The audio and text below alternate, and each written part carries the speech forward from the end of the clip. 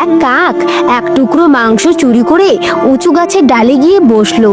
মাংসের টুকরোটা তার দু ঠোঁটের মাঝখানে ভরা। এক শিয়াল তাকে দেখতে পেয়ে একটি দুষ্টামির ফন্দি আঁটলো। তার উদ্দেশ্য হলো মাংসের টুকরাটি হাতিয়ে নেওয়া। সে কাককে শুনিয়ে শুনিয়ে বলতে লাগলো, কাকের চেহারাটা কি সুন্দর, যেমন দেখবার মতো শরীরের গঠন তেমনই তার গায়ের রং। শুধু তার গলার আওয়াজটাও যদি চেহারার মতো সুন্দর হতো তাহলে অনায়াসে তাকে পাখিদের রানী বলা যেত। শিয়ালের কথায় কাক অনেক গর্ববোধ করতে লাগলো, কিন্তু সে চিন্তায় পড়ে গেল।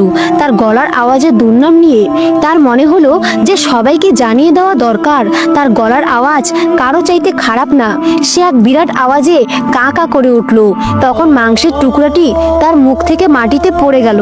শিয়াল সঙ্গে সঙ্গে মাংসের টুকরাটি তার মুখে নিল আর কাককে দেখিয়ে দেখিয়ে বলল, ওহে সুন্দরী, তোমার গলার আওয়াজটা অনেক সুন্দর, শুধু বুদ্ধিটাই নেই তোমার।